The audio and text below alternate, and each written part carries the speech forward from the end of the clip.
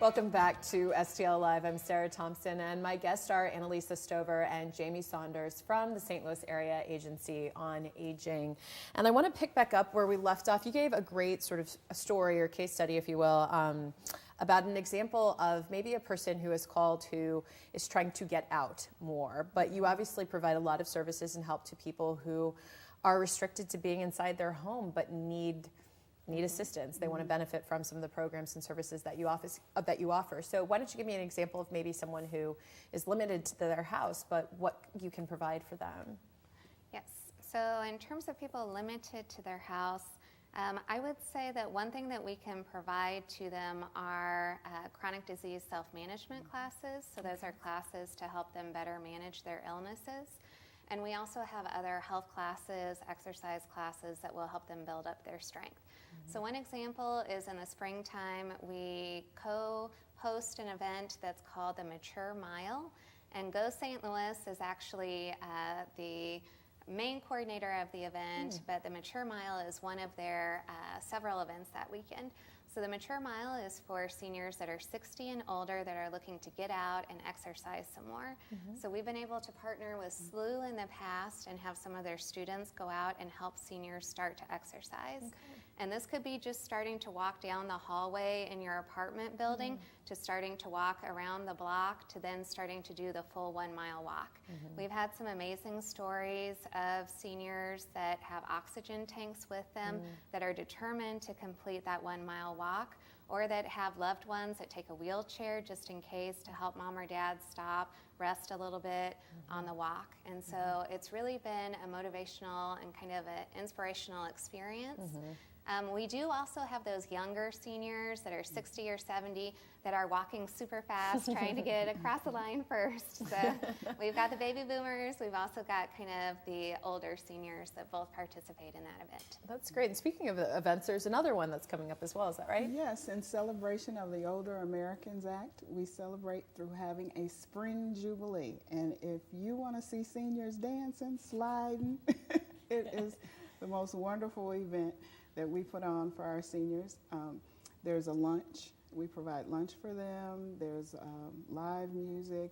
Some of the senior groups in the area bring their line dancing teams, and they compete and dance, and we have lots of fun and prizes and vendors that come out that day. It's an excellent event for seniors. It's just a gigantic party for seniors.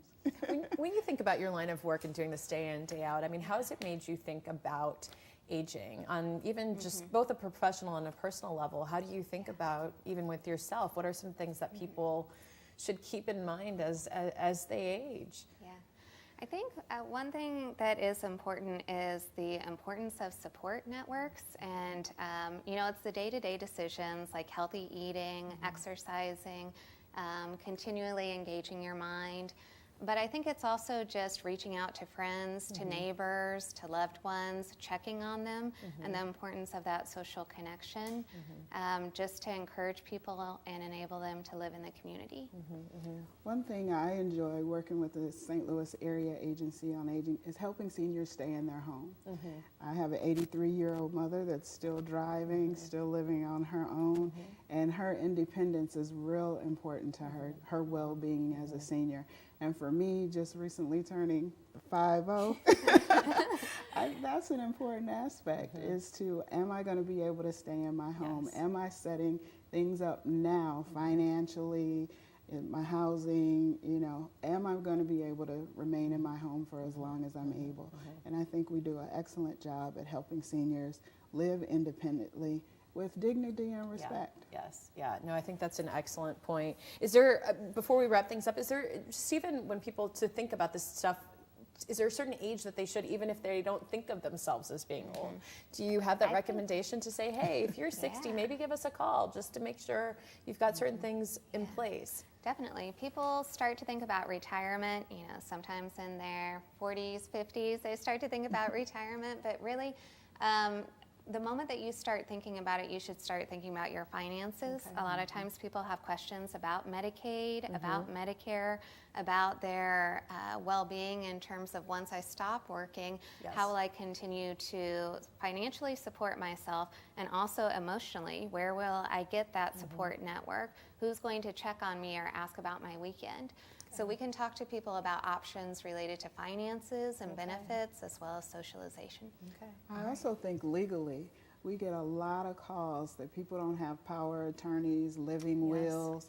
They have not sat down with family and friends and say, you know, if this happens, if I'm incapacitated and not able to speak for myself, who is the designated person in my family that can make those decisions for me? And I think, you know, it's a hard question, but it's a valid question because you never know when you could have a stroke or a heart attack or get in that disabled person's category and need someone to speak for you. And how quickly time flies when you are in that situation. It's the St. Louis Area Agency on Aging. Please give them a call. There's so many services and programs that they provide and help that they can give you and advice. Give them a phone call, 314-612-5918, or visit their website, slaaa.org. And thank you again for being here. Thank you so much. It's great to see you. All right, well, there's more STL Live right after this, so please stay with us.